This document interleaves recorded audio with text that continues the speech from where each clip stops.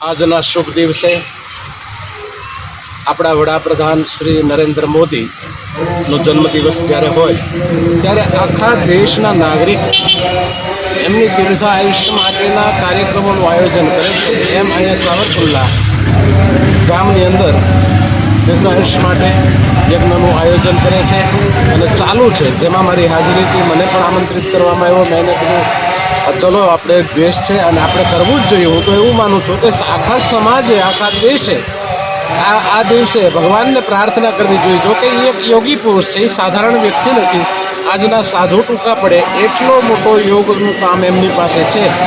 નિત્ય યોગ કરે છે અને યોગીરાજ છે। આવા જ આપણા વડાપ્રધાન, અને હું તો એવું માનું કે આ સિસ્ટમમાં આપણો આ જ વડાપ્રધાન હોવો જોઈએ, તો જ આ દેશ હિન્દુત્વ તરીકે જાહેર થાય।